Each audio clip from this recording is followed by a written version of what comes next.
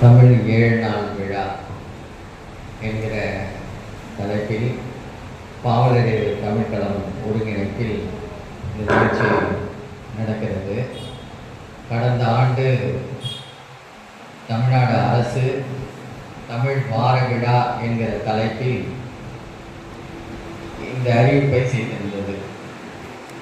2014ஆம் ஆண்டு இந்திய அரசு சமஸ்கிருத வார விழா என்கிற ஒரு அறிவிப்பை செய்து அதற்காக மிக பெரும் அளவில் பொருள் நல்கையெல்லாம் கொடுத்து தமிழ்நாட்டில் உள்ள இந்திய அளவில் உள்ள எல்லா இந்திய அரசனுடைய உதவி பெறும் பள்ளிக்கூடங்கள், அவர்களுடைய பாடத்திட்டத்தின் கீழ் இயங்குகிற பள்ளிக்கூடங்கள் எல்லாவற்றிலுமே இந்த வார விழாவை பெரிய அளவில் நடத்தி வந்து கொண்டிருக்கிறார்கள்.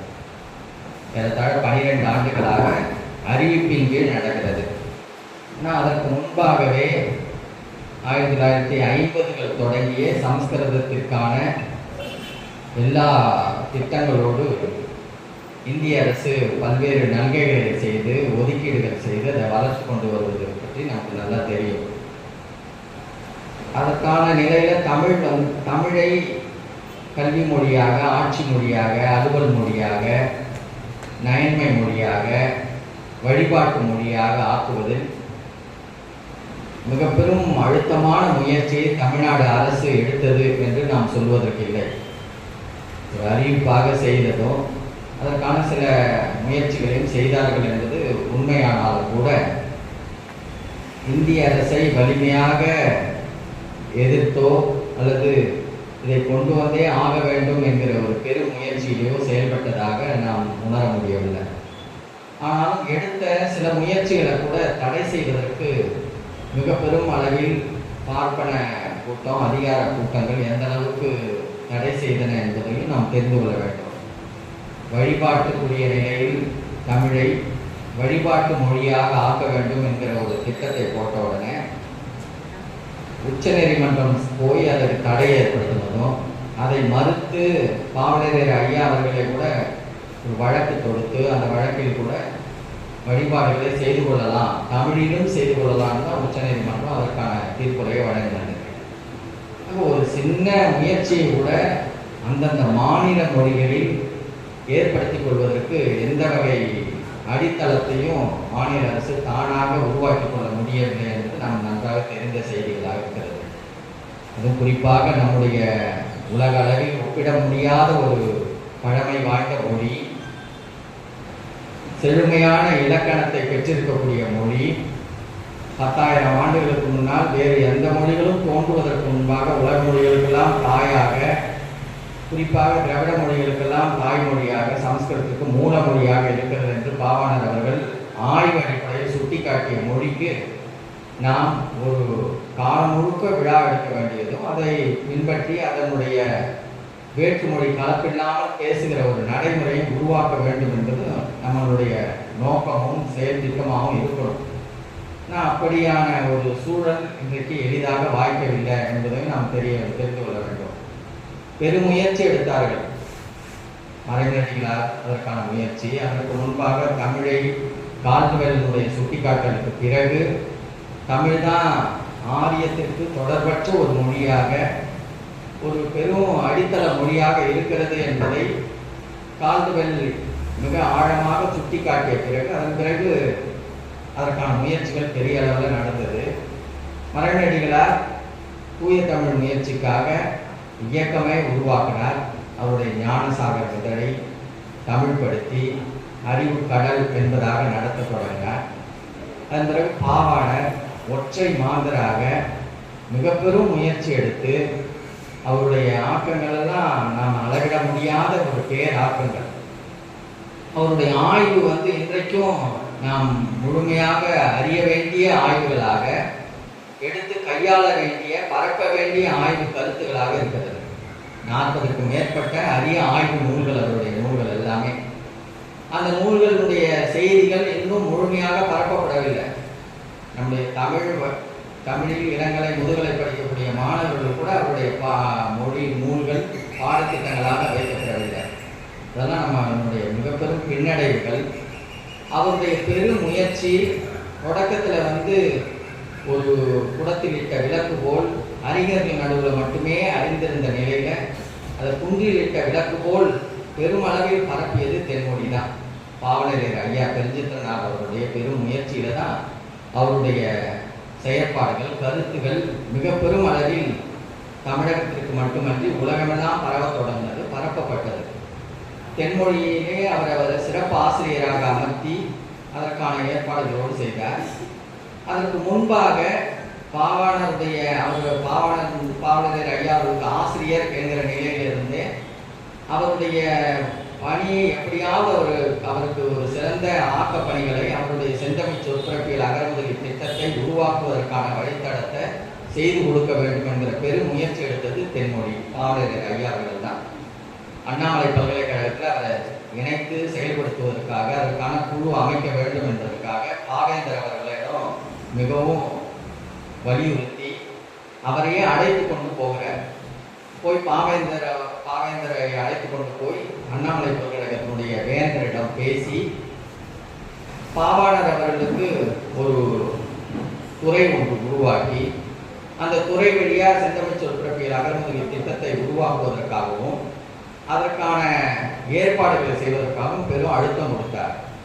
ஆனால் பாவாணர் அவர்கள் அவருக்கு மேலாண்மையாக இருக்கக்கூடிய சுனித்குமார் சட்டர்ஜி என்கிற ஒரு வங்காள பார்ப்பனர் அவர் பாவாணரை அழுத்தம் கொடுத்து, நீங்கள் உங்களுடைய தமிழ் சிறப்புகளை எல்லாம் பேசுங்க, ஆனால் சமஸ்கிருதம் தான் அதற்கான மூல மொழி என்பதை சொல்லுவதை நீங்கள் நிறுத்த வேண்டும், சமஸ்கிருதத்தை எந்த வகையிலும் நீங்கள் குறைத்து மதிப்பிடக்கூடாது என்பதாக பாவாணரை அழுத்தம் கொடுத்து சொன்னதன் பிறகு அவர் என்னுடைய உண்மையான ஆய்வு கருத்துக்களை வெளிப்படுத்துவதில் நான் எந்த தடையும் செய்து கொள்ள மாட்டேன், எந்த இணக்கப்போக்கிலையும் நான் ஒத்துக்கொள்ள முடியாது என்பதை மிக ஆழமாக வலியுறுத்தி, அதன் பிறகு எனக்கு வறுமை உண்டு, எனக்கு அறிவு புலம் உண்டு, நான் மிகுந்த அறிவு செயற்பாடுகளுக்காக தன்னை ஈகப்படுத்தி கொண்டவன், என்னுடைய குடும்ப வறுமை கூட மிக பெரும் என்னை நெருக்கடிக்கு உள்ளாக்குகிறது, இருந்தாலும் கூட எனக்கு மான உணர்ச்சி உண்டு என்பதாக அந்த பணியை தூக்கி எறிந்துவிட்டு வந்தார்.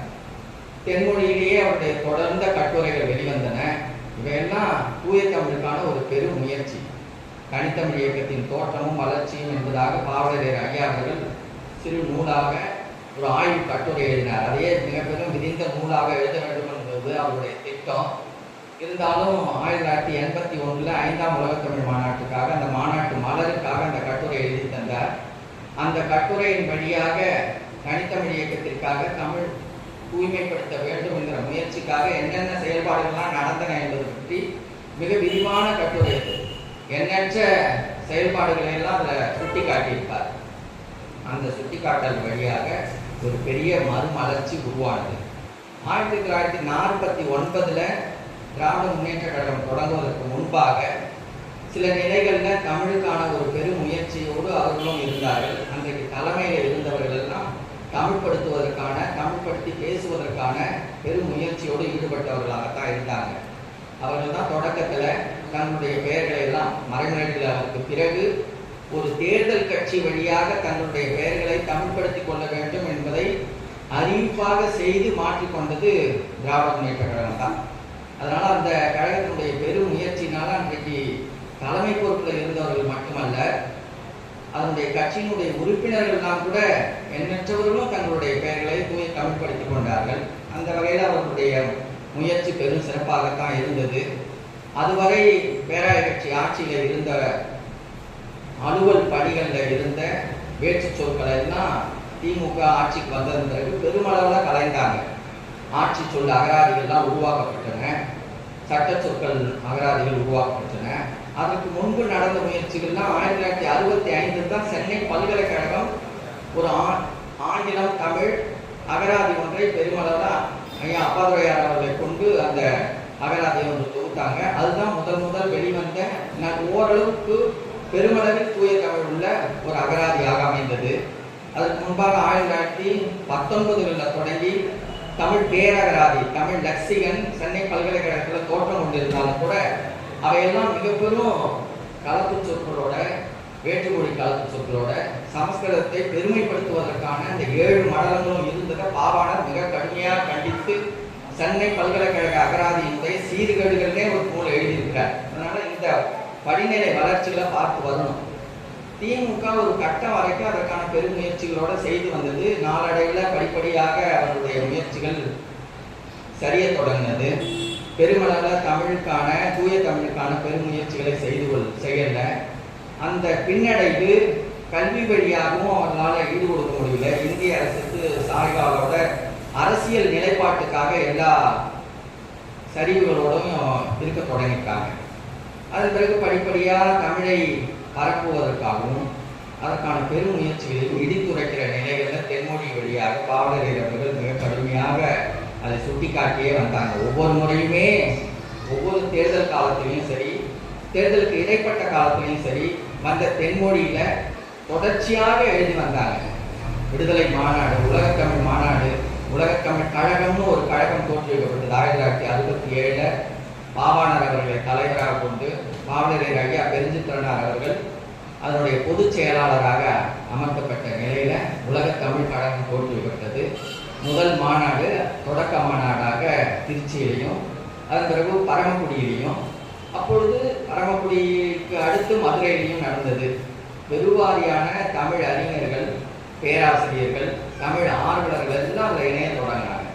தென்மொழி தான் தொடக்கத்தில் தூய தமிழை அடையாளப்படுத்திய அறிவு கடலுக்கு பிறகு தூய தமிழையே முழுமையாக வந்த இதழ் தான் தென்மொழி தான். தென்மொழி அடியொட்டி எண்ணற்ற இதழ்கள் வர தொடங்கின. மாணவர்கள் வழியாக மாணாக்கன் இலக்குவனார் ஐயா கொண்டு வந்தது. பூஞ்சோலை, காரை இறையடியான், காரை அழகன், அதுபோல பாவை இதழ், அதன் பிறகு வலம்புரி இதழ் இறைக்குருவனார் ஐயா கொண்டு வந்தது. அதுபோல ஏராளமான இதழ்கள் வர தொடங்கினது. 100க்கும் மேற்பட்ட இதழ்கள் தூய தமிழே வர தொடங்கினது. அதற்கெல்லாமே தென்மொழி அடித்தளமாக இருந்து அந்த இதழ்கள்லாம் வர தொடங்கினது.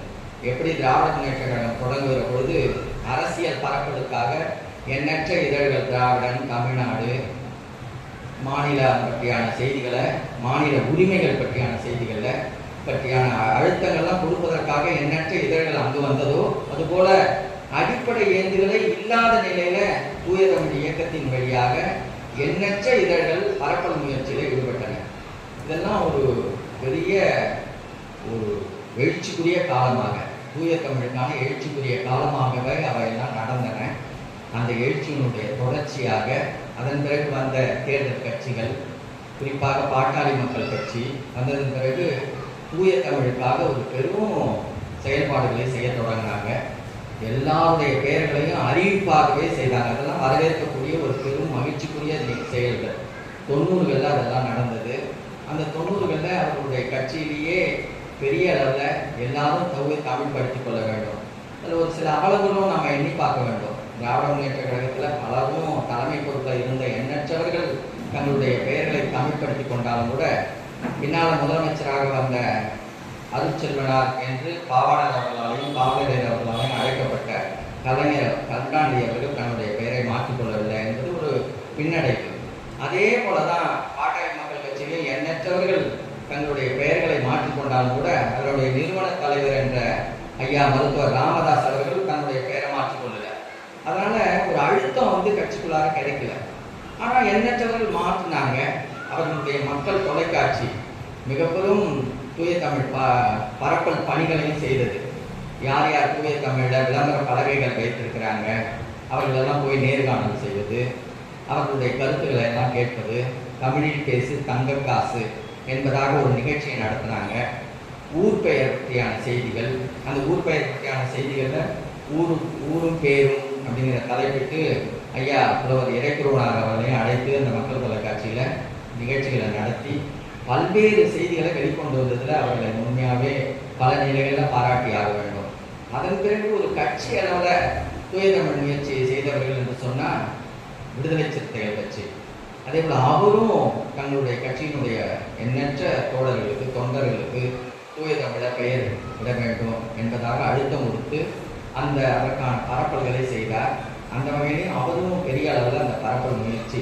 ஆனால் இவையெல்லாம் என்ன நடந்ததுன்னா அவர்கள் தங்களுடைய பெயரளவில் தமிழை மாற்றிக்கொண்டார்களே ஒழிய பேச்சு வழக்கில், நடைமுறை வழக்கிலலாம் அவர்கள் அந்த அளவுக்கு ஈடுபாடோடு பயின்று கொள்ளல. தமிழை பயிலுவதற்கான சூழலை அவர்கள் அமைத்துக் கொள்ளல. அவர்கள் நடத்திய இதழ்களையோ அவர் நடத்திய தொலைக்காட்சி ஊடகங்களையோ தமிழ் வழியாகவே செயல்பட வேண்டும் என்பதை முனைப்பு காட்டல. திமுக உள்ளிட்டு திமுக வழியான தொடக்கத்தில் அண்ணா அவர்கள் சொன்னதை பற்றி நமக்கு தெரியும். 3 திரைப்படங்கள் தணிக்கை இல்லாமல் எடுப்பதற்காக இந்திய அரசு எங்களுக்கு இசை கொடுக்குமானால் தனித்தமிழ்நாடு அவர்கள் பேசிய திராவிட நாடுனே இருக்கட்டும், இந்த திராவிட நாடு விடுதலையை நாங்கள் பெற்றே ஆவோம், அந்த அளவுக்கு செயல்படுத்தி விடுவோம் என்பதாக ஒரு அழுத்தமாக அண்ணா பேசினார். ஆனால் அதன் பிறகு எண்ணற்ற தொலைக்காட்சி அவர்களிடம் ஏறத்தாழ 14-17 தொலைக்காட்சிகள் அவருடைய கொள்கை சார்ந்தவர்கள் வழியாகவே, உறவு சார்ந்தவர்கள் வழியாகவே நடத்தப்பட்டது. சன் தொலைக்காட்சி கூட சன் தொலைக்காட்சி என்ற பெயரும் தமிழில் இல்லை, அதற்கான பரப்பல்களும் தமிழில் இல்லை. மிக வருந்தத்தக்க ஒரு விரிவான நிலைகளில் ஊடகங்கள் மிக பெரும் பின்னடைவை நோக்கி சென்று கொண்டிருக்கிறது. அதனால் தமிழ் வழக்கு ஒரு இயல்பு வழக்காக மாறவில்லை. கல்வி சூழலே மிக பெரும் பின்னடைவு. தொடக்கத்தில் திமுக தன்னுடைய ஆட்சி பொறுப்பை ஏற்றுக்கொண்ட ஒரு 10-15 ஆண்டுகள் அன்றைக்கு தமிழ்நாடு பாடநூல் நிறுவனத்தினால் வெளியிடப்பட்ட எல்லா நூல்களையும், அறிவியல் நூல்கள்லாம் எடுத்து பார்த்தோம்னா பெரும் முயற்சி எடுத்து அன்றைக்கு அறிஞர்கள் எண்ணற்ற மொழிபெயர்ப்புகளை செய்து நல்ல தமிழே அவர்களால் எவ்வளோ இயலுமோ அந்த அளவுக்கு கொண்டு வந்திருக்கிறாங்க. அந்த பாட நூல்கள்லாம் நம்ம நூலகத்தில் கூட இருக்கிறது. ஆனால் அந்த பாட நூல்களை மறு அச்சாக்கம் கூட இன்றைக்கு செய்யலை. அதன் பிறகு அப்படியே பின்னடைவு. தமிழ்நாடு பற்றியான வரலாறு நூல் சரியாக துவக்கப்படலை, பின்னடைவு. எண்ணற்ற இந்த போன்ற அந்த பின்னடைவுகள் தமிழுக்கான ஒரு ஆக்கத்தை செய்து தரல. அரசு வழியாக, நடைமுறை வழியாகலாம் இல்லைங்கிற ஒரு பெரும் வருத்தம். இந்த சூழலில் அதன் பிறகு அண்ணா திராவிட முன்னேற்ற கழக ஆட்சி அவர்களுக்கு அந்தபடியான அக்கறை பெருமளவு குறைவு. தமிழுக்காக ஒரு பல்கலைக்கழகத்தை அன்றைய மாக்கோ ராமச்சந்திரன் முதலமைச்சராக இருக்கிற பொழுது கொண்டு வந்தார் என்பது ஒரு மிக பெரும் வரவேற்புக்குரிய செய்தியாக இருந்தாலும் கூட அந்த பல்கலைக்கழகத்தை நிறுவுவதற்கு அவர் மிக பெரும் நல்கைகளை பெற்றுத்தந்ததற்கான முயற்சிகளை முன்னெடுத்தார் என்பது கூட உண்மையாக இருக்கிறது. ஆனாலும் அவரால் பெரிய அளவில் அக்கறை கொண்டு அதை மாற்றுவதற்கான பெருமுயற்சி செய்யவில்லை என்பதுதான் நம்ம பார்க்கணும். அதன் பிறகு இன்றைய சூழல் மிக பெரும் அவலச்சூழல். இந்த இவர்கள் மெல்லிதா ஒரு முயற்சிகளை எடுத்து மிக மிக மெல்லிதா நடக்க மிக வலிமையாக இந்திய அரசு ஆளுமை செய்து இருக்கிற கொஞ்ச நெஞ்ச உரிமைகளை பிடுங்கி கொண்டு போவதற்கான எல்லா வேலைகளையும் அவன் செய்ய தொடங்கிட்டான். எஞ்சி இருந்த கொஞ்ச நெஞ்ச கல்வி உரிமையும் பறிச்சுட்டு போயிட்டான். பாடத்திட்டங்கள் எல்லாம் அவன் கொண்டு வந்து கொடுக்குற பாடத்திட்டங்களை தான் இவங்க செய்யணும் அப்படிங்கிற ஒரு மிகப்பெரும் இடருக்குள்ளார மாட்டிக்கொண்டாங்க. அதனால பாடத்திட்டத்தையும் இவர்களுடைய விருப்பப்படி அமைக்க முடியல. கல்வியில அவர்கள் முழுக்க சிபிஎஸ்இ என்ற நடுவண் அரசுடைய பாடத்திட்டம், கேந்திரிய வித்யாலயா, பன்னாட்டு கல்விக்கூடங்கள் இவையெல்லாம் வந்து குவிய இங்க இருக்கக்கூடிய மாநில கல்வி முறை என்பது மிக பெரும் பின்னடைவுக்கு போனது.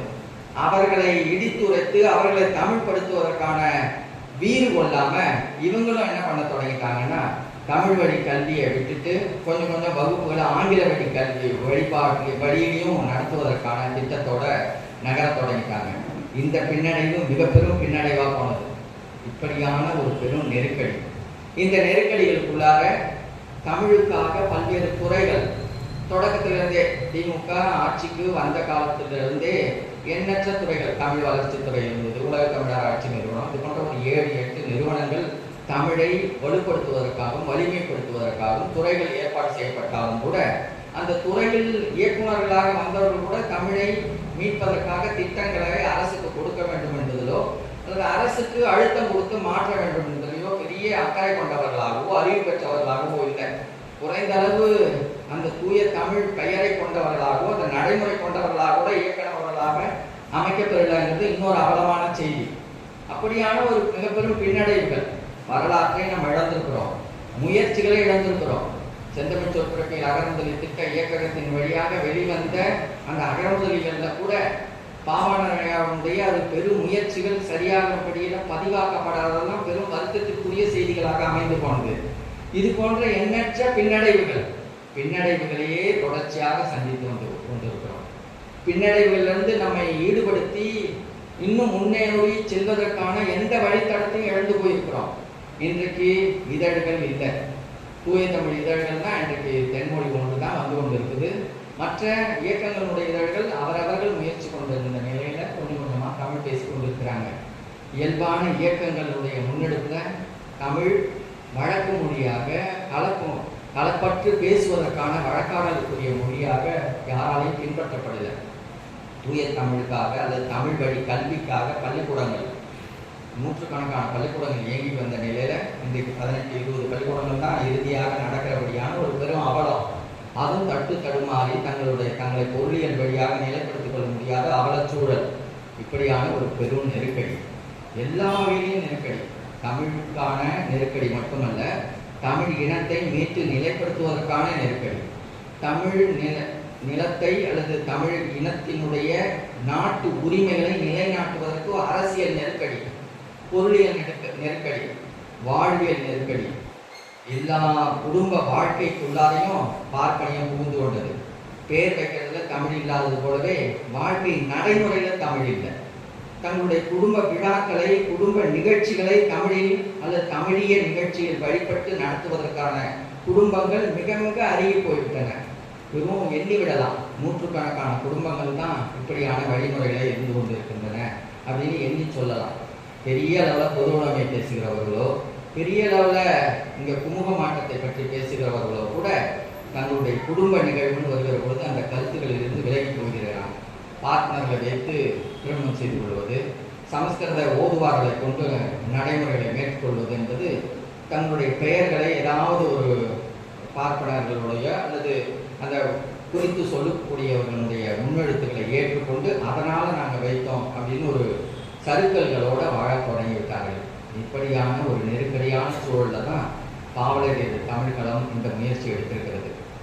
அரசு கூட தமிழ் தொடக்கத்தில் இவங்கெல்லாம் பாட்டாளி மக்கள் வச்சுலாம் அறிவித்தது போல தமிழுக்காக தூய தமிழ் பற்றாளர்கள் விருது என்கிற அடிப்படையில் ஒரு விருதை கொடுத்து கொண்டிருக்கிறாங்க.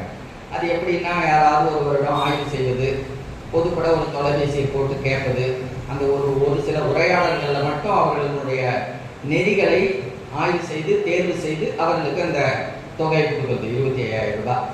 அது ஒரு நல்ல அறிவிப்பு திட்டமானாலும் அதற்கான தேர்வு முறைகள் இன்னும் வலுப்படுத்தப்பட வேண்டும். இன்னும் கடுமையாக அந்த நெருக்கடிக்கு உள்ளாக்கப்பட வேண்டும்.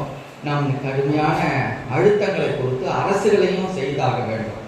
இப்படியான சூழலில் அரசுக்கும் நாம் பல செய்திகளை இடித்துரைத்து சொல்லுவதற்காகவும், அதே போது தென்மொழியின நீண்ட நெடிய வளர்ச்சியில தூய தமிழ் இயக்கத்தின் வழியாக மரமலடிகளால் தொடங்கி பாவாணர் வழி அதன் பிறகான முயற்சிகளில் நாம் இன்றைக்கு நின்று கொண்டிருக்கக்கூடிய இந்த தமிழ்களம் ஒரு சரியான தூய தமிழ் நெறியாளர்களை, தூய தமிழை தன்னுடைய வாழ்க்கை நெறியாக வாழ்ந்து கொண்டிருக்கிறவர்களை ஒவ்வொரு ஆண்டும் ஒரு 5 நாம் தேர்வு செய்து அடையாளப்படுத்தி அவர்கள் இப்படியாக இருக்கிறார்கள் என்பதை இந்த தமிழ் பேருலகத்திற்கு, உலகம் முழுக்க கூடிய தமிழர்களுக்கு அடையாளப்படுத்துகிற வகையில் இந்த முயற்சி முன்னெடுத்திருக்கிறது. இந்த முயற்சியின் வழியாக இந்த 5 நிலைகள் அப்படின்னா, முதல்ல அவர்கள் தங்களுடைய பெயர்களை தூய தமிழில் வைத்திருக்கிறோம். தூய தமிழில் வைத்திருக்கக்கூடிய பெயர்களோடு தன் பெயர் மட்டுமன்றி தன்னுடைய குடும்பத்தார், உறவினர்கள், பிள்ளைகள் இவர்களுடைய பெயர்களை எல்லாம் தூய தமிழில் மாற்றுவதற்கான ஒரு முயற்சிகளிலும் அவர்கள் ஈடுபட வேண்டும், தங்களுடைய குடும்பம் உள்ளிட்டு. அடுத்தது, குடும்ப நிகழ்ச்சிகளில் ஆரிய கலப்பில்லாமல், பார்ப்பனிய கலப்பில்லாமல் தூய தமிழ் நெறியோடு தமிழிய நெறிப்பட்ட குடும்ப நிகழ்வுகளை நடத்தணும் அப்படிங்கிறதையும் நம்ம ஒரு வரையறையாக வைக்கிறோம். அதே போல சாதி சமயமற்ற ஒரு பொதுமை தமிழிய உறவு வாழ்வை அவர்கள் வாழ வேண்டும். அப்படியான ஒரு நெறிமுறையை அவர்கள் ஏற்றிருக்க வேண்டும். அதே போல தூய தமிழை பரப்புவதற்கான முயற்சிகளையும் அவர் மேற்கொண்டு செய்ய வேண்டும். இப்படியான நிலைகளில் நாம் அரிதாக சிலர் தான் நமக்கு கிடைக்கலாம்.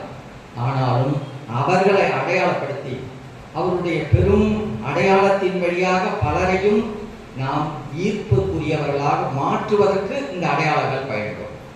அரசு அடையாளப்படுத்துகிற தமிழ் பற்றாளர்கள் விருதை காட்டிலும் பன்மடங்கு உயர்ந்ததாக இந்த தூய தமிழ் நெறியாளர் விருதை, இந்த சிறப்பை நாம் அடையாளப்படுத்தி சொல்ல வேண்டும். எந்த வகையில் தான் இது சிறப்புக்குரியது? வெறும் பேர் வைத்துக் கொள்வதில்லை, ஏதோ ஒரு சில நிமிடங்களில் தூய தமிழை பேசுவது என்பதோடு நிறைவடைவதில்லை. தங்களுடைய வாழ்க்கை நெறியாக அவர்கள் வாழ்கிறார்கள் என்பதை அடையாளப்படுத்துகிற ஒரு பெரும் சிறப்புக்குரியவர்களாக இவர்கள் தேர்வு செய்யப்பட்டிருக்கிறார்கள். இந்த ஆண்டு இந்த தேர்வுக்குரியவர்கள் இன்றைய சூழல்ல நமக்கு நூற்றுக்கணக்கினர் உண்டு என்று சொன்னாலும் படிப்படியாக ஒவ்வொரு ஆண்டும் நாம் அதை தேர்வு செய்து அவர்களை இந்த தமிழ் பேருலகத்திற்கு அடையாளப்படுத்தி ஆக வேண்டும். இந்த ஒவ்வொருவருமே இதில் தேர்வு செய்யப்பட்ட இந்த ஒவ்வொருவருமே ஒரு பெரும் களம் போல், தமிழ் களம் மட்டுமன்று, அவர்கள் ஒரு களம். அந்த களத்திலிருந்து அவர்கள் அந்த தூய தமிழ் பரப்பல் முயற்சியை பெரும் முயற்சியாக எடுத்து அவர்கள் வாழ்கிற களத்தில் பெரும் ஆற்றலுக்குரிய நிலைகள் பரப்புவதற்கான ஒரு தூண்டல்களுக்கு தமிழ் களம் அடித்தளமாக இருக்கும். அவர்கள் அதை செய்ய வேண்டும். அப்படியாக இந்த ஐவருக்கும் இந்த ஊக்கத்தை கொடுக்கிறபடியான நிலையில இந்த முயற்சி மேற்கொள்ளப்பட்டிருக்கிறது. அந்த முயற்சியின் வழியாக இந்த ஐவர் என்கிற அடிப்படையில வழக்குரைஞர் கோ பாவேந்தன் அவர்கள் அடையாளப்படுகிறார். அவரை மிகவும் மகிழ்ச்சியோடு நாம் இருக்கிறோம். அவருடைய பிறப்பு, வாழ்க்கை, தொடக்கம் எல்லாம் இங்கே இருக்கக்கூடிய சோழிங்கரை சார்ந்து பகுதியை சார்ந்ததாக இருந்தாலும் மிக நெடுங்காலமாக பெங்களூரில் போய் வாழ்ந்தவர். பெங்களூரில் கடந்த 90களில் ஏற்பட்ட பெரும் நெருக்கடியினால அங்கு வாழ முடியாத அளவுக்கு அடித்து விரட்டப்பட்ட நிலையில தமிழகம் நோக்கி, தாய் தமிழகம் நோக்கி ஓடி வந்த குடும்பம். அதோடு நிற்கல அவர்கள். அந்த இடருக்கு பிறகு பெரும் முயற்சியோடு பெரும் போராட்டங்கள்லாம் கலந்து கொண்டு சங்கரமட இடிப்பு போராட்டம், தமிழக ஒடுக்கப்பட்டோர் விடுதலை இயக்கம் 1994 முன்னெடுத்த போராட்டம். அந்த போராட்டத்தில் உள்ள வந்ததன் பிறகு சிறைக்குள் ஆட்பட்டு வருகிற பொழுது வழக்கறிஞர்கள் இந்த தமிழிய உணர்வோடு இருக்கிறவர்கள் அருகி போனார்களே என்கிற வருத்தத்தோடு யாரும் எங்களுக்கு வழக்கெடுத்து நடத்துவதற்கு ஆட்கள் இல்லை. எங்கள் வழக்கையை நாங்கள்லாம் தாக்குண்ட நெருக்கடிகளிலே கூட எங்களுக்கு வழக்கறிஞர்கள் அமையாதது போலவே அந்த நேரத்திலையும் வழக்கறிஞர் இல்லாத இந்த உணர்வுகளை எல்லாம் பார்த்து தான் முயற்சி எடுத்து பெங்களூருக்கு போய் மறுபடியும் வழக்கறிஞராக பயின்று வழக்கறிஞராக தேர்வாகி அதன் பிறகு அவர்களுடைய தொடக்க வாழ்க்கையிலிருந்து பெங்களூரில் உலக தமிழ் கழகத்தில் பொறுப்பாளராக இருந்து செயல்பட்டவர். அவர் தன்னுடைய தொடக்க நிகழ்வுகளிலிருந்து எப்பொழுதுமே வாழ்க்கையினுடைய எல்லா சூழல்களிலையுமே தூய தமிழை மட்டும்தான் பேசுவார். தூய தமிழ் தன்னுடைய வாழ்க்கை நெறியாக ஏற்றுக்கொண்டிருக்கிறவர். அப்படியான இந்த 5 வரையறைகளுக்கு உட்பட்ட நிலையில் அவர் தேர்வாகியிருப்பது மகிழ்ச்சிக்குரியது. அவர் தேர்வாக நாம் முதலாக அவர் அடையாளப்படுத்துகிறோம். அடுத்தது நம்முடைய தோழர் நற்சேவன் அவர்கள். அவர் பணப்பாக்கம் என்று சொன்ன உடனே எல்லாருக்கும் நினைவு வருகிற பெயராக தோழர் நற்சேவன் பெயர். அவர் புரட்சி பாவலர் பேரவை என்ற ஒரு பேரவை வைத்து அதற்கு முன்பு திராவிடர் கழகத்தில் மிகப்பெரும் வினையாளராக செயல்பட்டு கொண்டு வந்தவர். நாங்கள்லாம் தமிழ்நாடு இளைஞர் பேரவை, மாணவர் பேரவைன்னு இயங்கி கொண்டிருந்த பொழுது அவரை எனக்கு சந்திப்பித்து அவரிடம் நிறைய பேசி தமிழிய உணர்வோடு அந்த களத்தில் ஈடுபடுவதற்கு பெரும் இது பண்ணி அதன் பிறகு தென்மொழியில் பாவலர் ஐயாவோடு மிக நெருக்கமாக இணைந்து அவருடைய தலைமையிலேயே திருமணம் செய்து கொண்டவர் நம்முடைய தோழர் ஐயா மாசே தமிழ்மணி அவருடைய இளைய மகள் தமிழிசையினுடைய இணைவராக அவர் தன்னுடைய வாழ்க்கையும் அமைத்துக் கொண்டார். அதன் பிறகு புரட்சி பாவலருடைய 10 பாடல்களை தேர்வு செய்து நம்முடைய ஐயா தேனிசை செல்லப்பா அவர்களையே வைத்து ஒளிநாடா அமைத்து, அன்றைக்கெல்லாம் ஒளிநாடா இசை வடிவம் பேச்சு இதெல்லாம் பெறுகிறாருன்னா அவருக்கு நச்சம் தான். எல்லா இடங்கள்லையும் நீங்களாம் நினைச்சு பார்க்க முடியாது. இன்றைக்கு நிலை வேற. 90களில் யாருமே விடுதலை புலிகள் பற்றி எளிதாக பேசிவிட முடியாது, ஒரு படத்தை அச்சிட முடியாது. அன்றைக்கெல்லாம் பெரும் அளவில் நெருக்கடியோட எல்லா அச்சங்களுக்கும் அலைந்து தவித்து பிரபாகரன் படத்தையும் விடுதலை புலிகளுடைய மற்ற வெளியீடுகளையும் தமிழ் ஈழ விடுதலை இயக்கங்களுடைய மற்ற வெளியீடுகளையும் அச்சிட்டு பரப்பல் செய்தோம். பரப்பல் செய்கிற போது எண்ணற்ற நெருக்கடிகள், எண்ணற்ற சிறைப்படுத்தங்கள் எல்லாவற்றையும் எதிர்கொண்டு எங்கேயும் தன்னுடைய தூய தமிழை விடவில்லை. அந்த தமிழோடு தன்னுடைய வாழ்க்கையை நிலைப்படுத்தி கொண்டவர். அதனால் அவரும் அந்த தேர்வுக்குரியவர். அதே போல் நம்முடைய ஐயா சாத்தனூர் ஆறுமுகம் ஐயா அவர்கள், அவர் தென்மொழியோடு, தென்மொழி என்று சொன்னால் சாத்தனூர் என்று சொன்னால் சாத்தனூர் ஐயா ஆறுமுகம் தான். சாத்தனூர் ஐயா ஆறுமுகம் மிக பெரும் இதோட பாவனர் அவர்களோடு தொடர்பு கொண்டு பாவாணரை போய் அடிக்கடி போய் வேலூரில் சந்தித்து வந்து பாவாணருடைய இறுதி ஒழிவை கூட அவர் தனி நூலாக வெளியிட்டார். அதே போல் அவருடைய பெரும் முயற்சிகள் பெரும் துணை நின்றார். இளமாகவேலேயே தென்மொழியினுடைய பெரும் துணையாக தூணாக இருந்து செயல்பட்டவர். அவருடைய திருமகளார் இளைய மகள் நம்முடைய செந்தமிழ் போதை, அவரும் முதுகலை முனைவர் பட்டம் தமிழில் பெற்று மிக பெரும் அளவில் இதற்கான தூய தமிழ் முயற்சிக்கான தன்னுடைய தந்தையார் எந்த அளவுக்கு ஈடுபட்டு அதற்கான எல்லா செயல்பாடுகளும் இருந்தாரோ அதே உணர்வோட அவரும் அதே தன்னுடைய வாழ்க்கையை நெருப்படுத்தி வாழ்ந்து கொண்டிருக்கிறவர். இதில் ஒரு சிறப்பு என்னன்னா, இதற்கு முந்தைய சொன்ன தோழர் பாவேந்தனும் தோழர் நற்றேவனும் தன்னுடைய இயற்பெயரை வேறு பெயராக கொண்டவர்கள், வடமொழி பெயராக கொண்டவர்கள். அவர்கள் தங்களுடைய பெயர்களை தமிழ்படுத்தி துணை பெயராக ஏற்றுக்கொண்டவர்கள். ஆனால் நம்ம செந்தமிழ் போதை செங்கொடி அடுத்த பெயர் சொல்ல வருகிறவர். இவங்க இருவருக்குமே அவருடைய தந்தையார்கள் தூய தமிழ் பெயரை வைத்திருக்கிறார்கள் என்பது சிறப்பு. அடுத்தது நம்முடைய முனைவர் செங்கொடி அவர்கள் செங்கொடி அவர்கள் நம்முடைய ஐயா அரியலூர் அரங்கநாதர். அரியலூர் எப்படி ஒவ்வொரு ஊருக்கும் ஒவ்வொருவரை நம்ம சொன்னால் தெரியுமோ, அதுபோல் அரியலூர் என்று சொன்னால் ஐயா அரங்கநாதன் தான். ஐயா அரங்கநாதன் பெரியாரியல்லையும் நம்முடைய பாவலரேர் ஐயாவுடைய தூய தமிழ் இயக்க முயற்சிகளையும் தென்மொழியோடையும் மிகுந்த ஈடுபாடுடையவராக தன்னுடைய களப்பணியை அங்கேயே முழுமையாக ஆசிரியராக இருந்து ஆசிரியராக பணியாற்றி கொண்டிருந்த பொழுதே அவர் பெரும் பணிகளை ஆற்றியவர். தூய தமிழ் தனித்தமிழ் இயக்கத்திற்காக மட்டுமல்ல, தமிழ் வழி கல்விக்காக நம்முடைய ஐயா சின்னப்பா தமிழர் அவர்கள் எடுத்திருக்கிற பெரும் முயற்சி, தமிழ் வழி கல்வி இயக்கத்தின் வழியான பெரும் முயற்சிகளுக்கு பெரும் தூணாக அந்த மாவட்டங்களில் அவர் நின்று இன்றைக்கு நேற்றல்ல 20-30 ஆண்டுகளாகவே அவர் பெரும் களப்பணியோடு இருந்து கொண்டிருக்கிறவர். அவருடைய அருண் மகளார் செங்கொடி, அவருடைய இணையர் அவருடைய இணையரும் இயற்கையினுடைய நெறியோடு செயல்படக்கூடியவர். செங்கொடி அவர்களும் தமிழிலேயே முனைவர் பட்டம் பெற்று ஆசிரியராக பணியாற்றி கொண்டிருக்கிறார். தூய தமிழுக்கான முழு முயற்சிகளோடு செயல்பட்டு கொண்டிருக்கிறவர். அதனால அவரும் அந்த சிறப்புக்குரிய தேர்வுக்குரியவராக இருக்கிறார். இறுதியாக நம்முடைய இளஞ்சேந்தன் முதுகலை மாணவர். அவர் முதுகலை முடித்துவிட்டு முதுகலை தமிழ் முடித்துவிட்டு அதுக்கப்புறம் ஆய்வு மாணவராக இன்றைக்கு ஐயா சென்னை பல்கலைக்கழக பேராசிரியர் மணிகண்டன் ஐயாவுடைய பொறுப்பில் அவர் இயங்கிக் கொண்டிருக்கிறார். அவர் ஆய்வு மாணவராக இருக்கிறார். இளம் அகவையிலேயே நம்முடைய தமிழ் இயக்கம் வேலூர் பல்கலைக்கழகத்தின் வழியாக அவர்கள் நடத்துகிற அந்த தமிழ் இயக்கத்தினுடைய தொடர்பு கொண்டு அந்த தமிழ் இயக்கத்தின் வழியாக தூய தமிழ் மாணவர்கள் ஏறத்தாழ 200க்கும் மேற்பட்ட மாணவர்களை தமிழகம் அளாவி ஒருங்கிணைத்து அந்த ஒருங்கிணைந்த மாணவர்களுக்கு இவர் பொறுப்பாளராக, இவரை ஒட்டியே இருக்கக்கூடிய ஒரு சில மாணவர்களும் பொறுப்பாளர்களாக இருந்து இயங்கிக் கொண்டிருக்கக்கூடிய ஒரு பெரும் முயற்சி. அவர் தன்னுடைய பெரும் முயற்சியிலேயே ஒரு நூலும், இந்த தூய தமிழ் ஏன் அப்படி என்பதாக ஒரு நூலையும் எழுதி தன்னுடைய இள அகவையிலேயே அந்த நூலில் எல்லா செய்திகளையும் பதிவு செய்து அதை மாணவர் நடுவில் உலக விட்டது மட்டுமல்ல, அதற்கான பரப்பல் முயற்சியிலையும் ஈடுபட்டு கொண்டிருக்கிறார். அவருடைய இயற்பெயரும் வேறு வடமொழி சார்ந்த ஒரு பெயராக இருக்க தன்னுடைய பெயரை இளஞ்சேந்தன் என்பதாக மாற்றம் செய்து கொண்டவர். அதனால் அவரும் இந்த தேர்வுக்குரியவர். இந்த ஐவரும் மிகச்சிறும் சிறப்புக்குரியவர்கள். அவர்கள் தமிழ் களத்தால் முதல் இங்கு அடையாளம் காட்டப்படுகிறார்கள். அதனால் மற்றவர்களெல்லாம் அடையாளத்துக்கு உரியவர்கள் அல்லர் என்று பொருள் என்று அவர்களும் காலத்தால் எல்லா காலையும் இந்த தமிழ் காலத்தால் அடையாளப்படுத்தப்பட்டு உலகம் முழுக்க ஒரு பெரும் மாற்றத்தை செய்வதற்காக அரசுக்கு நாம் இடித்துரைத்து தூய தமிழை நிலைப்படுத்துவதற்காக தமிழ் வழி கல்வியை, தமிழ் வழி வழிபாட்டை தமிழ் அலுவல் மொழியாக, தமிழ் ஆட்சி மொழியாக ஆக்குவதற்கான எல்லா திறப்பாடுகளையும் செய்வதற்கான ஒரு அழுத்தத்திற்கு இந்த முயற்சி ஒரு பெரும் முயற்சியாக, தூண்டுகோல் முயற்சியாக இருக்கும் என்பதில் பாவலரேறு தமிழ்களம் பெரும் நம்பிக்கையோடு இந்த முன் திட்டத்தை செயல்படுத்துகிறது.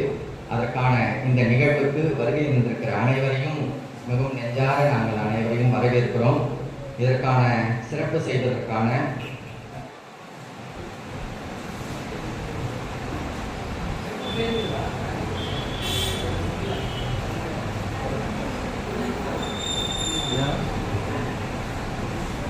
Yeah.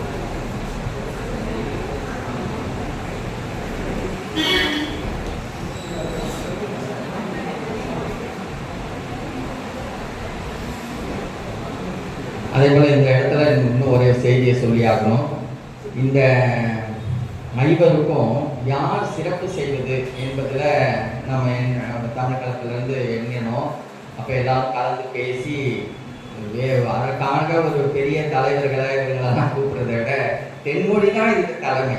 தென்மொழியினுடைய அருந்தொண்டு தூய தமிழ் முயற்சிக்காக செய்த அந்த தென்மொழி அன்பர்களுடைய பெரும் நாம் எண்ணற்ற தென்மொழி அன்பர்களை இழந்து போனோம். பெரும் பெரும் மதிப்புக்குரிய பேராண்மைக்குரியவர்களெல்லாம் மறைந்து போனார்கள் என்கிற பெரும் அவலம். ஆனால் இருக்கிற பெருந்தகைகளை கொண்டே நாம் சிறப்பு செய்து ஒவ்வொரு ஆண்டும் தென்மொழி அன்பர்களை கொண்டே சிறப்பு செய்து அதற்காக தங்களுடைய வாழ்க்கையை ஈடுபடுத்தி கொண்டிருக்கிறவர்களாகத்தான் எல்லாரும் இருக்கிறாங்க. முனைவர் அண்ணன் மா பூங்குன்றன் அவர்கள் தென்மொழியை ஐயாவுக்கு பிறகு புலவர் ஐயா இறைக்குருவனார் அவர்களுக்கு பிறகு மிக பெரும் அளவில் அதை தன் பொறுப்போடு ஏற்றுக்கொண்டு செயல்பட்டு கொண்டிருக்கிறார் என்பது அனைவரும் தெரிந்தது. இதேபோல் ஆர்கே தமிழநம்பி அவர் தொடக்க காலத்திலே தென்னார்காடு மாவட்டத்தில் அரங்கண்டநல்லூர் என்கிற ஒரு சிற்றூர், அங்கிருந்து ஒரு நடுவன் பொறியியல் கல்லூரியில் பொறியியல் மாணவராக இருந்து அதன் பிறகு அரசு பணியை ஏற்று அதில் இருந்தபடியே அவர் தன்னுடைய பெயர் வடமொழி பெயராக இருந்தாலும் கூட தமிழ்படுத்தி கொண்டு முழுமையாக தன்னை ஈடுபடுத்தி கொண்டவர். அதற்காக அவர் இன்றைக்கு வர இல்லாமல் போனது அவருடைய மகனாருக்கு நெஞ்சத்தாக்கம் ஏற்பட்டு மருத்துவமனையில் சேர்க்கிறபடி ஒரு சூழல் அமைந்து விட்டது. ரொம்ப வருத்தத்தோடு சொன்னார், என்னால் வர முடியல, அடுத்த நிகழ்வுக்கு கட்டாயம் நான் வருகிறேன் என்பதாக. அதனால் அவர் வர இயலலை. அடுத்து நம்ம துறை தென்னவன் பைந்தமிழ் பாசறை என்கிற ஒரு பெயரில் அசோக் லேலண்ட் தொழிற்சாலை வட சென்னையில் இருக்கிறது. பைந்தமிழ் பாசறைன்னா அது ஏறத்தாழ ஒரு 25 ஆண்டுகளுக்கு மேலே அது ஒரு பெரிய பாசறை போலவே செயல்பட்டது. எண்ணற்ற ஆக்க நூல்களை அவர் வெளியிட்டார். வெங்காளர் குணா அவர்களுடைய நூல்கள், பாவலரேர் ஐயா அவர்களுடைய நூல்கள், புலவர் இறைக்குருவனார் ஐயா அவர்களுடைய நூல்கள், இவற்றையெல்லாம் அந்த பாசறை வெளியிட்டது. தொழிலாளர்களுடைய ஒரு தலைமைக்குரிய இடமாக அவர் இருந்து செயல்பட்டார். அதனோடையே அவர் தூய தமிழோடையே வாழ்ந்து கொண்டிருக்கிறவர். தூய தமிழ் முயற்சி மட்டுமன்றி தமிழ் இனத்தினுடைய தமிழ்நாட்டினுடைய உரிமை மீட்புக்கான கள முயற்சியோடு ஈடுபடக்கூடியவர். அதனால் அவரும் சிறப்புக்குரியவர். அதே நம்முடைய கி குணத்தொகையன் அவர்கள், அவர் குறித்தும் அனைவரும் அறிவோம். அவரும் தன்னுடைய கல்வி வாழ்க்கை சூழலில் மிக பெரும் நெருக்கடிகளை சந்தித்து வந்தவர். அவர் இந்திய அரசனுடைய தமிழ்நாட்டு அரசனுடைய கல்வித்துறையில் ஒரு மிக பெரும் அலுவல் பணியாளராக இருந்தவர். இயக்குனர் தகுதி பெறுவதற்கான நிலையில் தேர்வு நிலைக்கு உரியவராக இருந்த நிலையில் எங்களுடைய வழக்கோடு அவரும் இணைந்து அவரும் வாழ்க்கை நெருக்கடியில் அந்த வேலை பணியை இழந்து போய் எவ்வளவோ நெருக்கடி வந்த பொழுது கூட கொஞ்சம் கூட தன்னுடைய நிலைப்பாட்டிலிருந்து அரசியல் நிலைப்பாடுகளிலிருந்து நெகிழ்ந்து கொடுக்காமல் சரிந்து போகாமல் மிக பெரும் ஆக்கப்பணிகளை எண்ணற்ற ஆக்கப்பணிகளை செய்திருக்கிறார். பல நூல்களை எழுதியிருக்கிறார், தொகுத்திருக்கிறார், பல்கலைக்கழகங்களில் பணியாற்றியிருக்கிறார். அதன் பிறகு அவருடைய எல்லா முனைப்போடும் செய்து கொண்டு ஒரு முனைவர் பட்டம் பெற்று அவரும் செயல்பாட்டில் இருக்கிறவர். ஐயா இறையழகன் அவர்கள், அவருடைய பெரும் முயற்சி மிக பெரும். நாங்கள்லாம் சின்ன பிள்ளைங்களாக இருக்கிற பொழுது அவர் இளைய அகவையில் தென்மொழியோடு இணைந்தவர். பாவலரேர் அவர்களையும் பாவாணர் அவர்களையும் நம்முடைய திருக்கழுக்குன்றத்தில் மிக பெரும் விழா வைத்து சிறப்பு செய்து நடத்தியவர். நம்முடைய ஐயா புலவர் இறைக்குருவனார் அவர்களுக்கு குரல் ஒவ்வொரு கிழமையும் முழுநிலவும் பொழுதும் குரல் பொழிவுகளை செய்வதற்கான ஏற்பாடுகளை செய்து கொடுத்து குரல் விளக்கத்தை செய்து இறுதியாக அந்த 133 முழுநிலமும் நிறைவாகிற பொழுது அவருக்கு மிக பெரும் சிறப்பு செய்து அவரை பாராட்டி ஒரு பெரும் விழாவை நடத்தியவர். அதற்கெல்லாம் கடந்து தமிழ்நிலம் பண்ணை இயற்கையோடு தோய்ந்து ஒரு வறண்ட பொட்டல் காடாக இருந்த ஒரு பெரும் பண்ணையை மிக பெரும் சோலையாக, தமிழ்நாட்டையே எப்படி சோலையாக மாற்ற முடியும் என்பதற்கு சான்றாக அவர் பெரும் சிறப்புக்குரிய ஒரு தமிழ்நிலம் பண்ணை உருவாக்கி தந்திருக்க, அதன் வழியாக தமிழ்நாடு அரசின் சிறப்புகளை பெற்று தமிழ்நாடு அரசுக்கே ஒரு சான்றாளராக அவர் அடையாளப்பட்டிருப்பவர். அவரும் இந்த சிறப்புக்குரியவராக இருக்கிறார். அதனால் ஒவ்வொருவரையும் நம்முடைய ஐயா அண்ணன் பூங்குன்றன் அவர்கள் நம்முடைய வழக்கறிஞர் கோ பாவேந்திரன் அவர்களுக்கு சிறப்பு செய்கிறார்.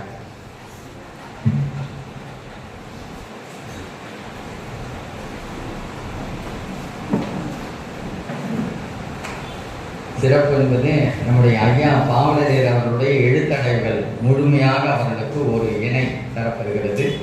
அதனுடைய சிறப்பு பட்டயம் ஒன்று, அதன் பிறகு ஒரு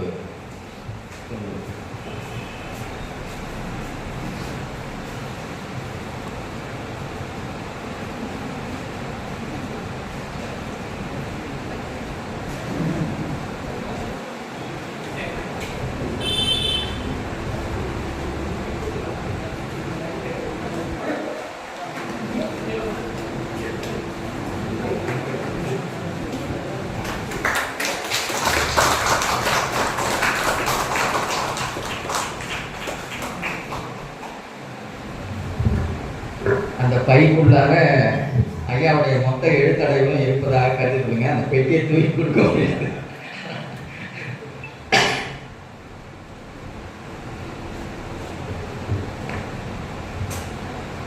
நம்முடைய ஐயா புலவர் வெற்றி அழகன் அவருடைய நூல்களையும் அவர்களுக்கு அன்பளிப்பாக கொடுக்கிறார்.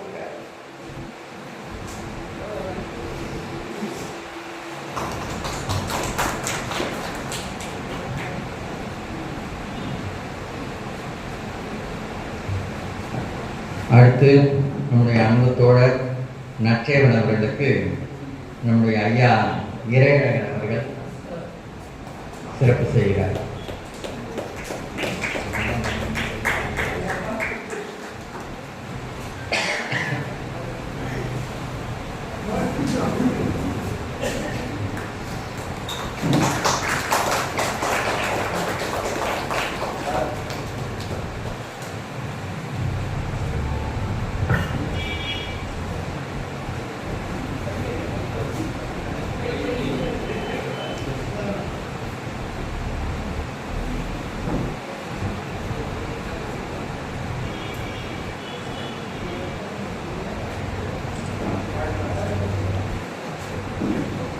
அடுத்து முனைவர் பா. செந்தமிழ் கோதை அவர்களுக்கு நம்முடைய அரங்கநாதன் ஐயா அவர்கள் சிறப்பு செய்கிறார்கள்.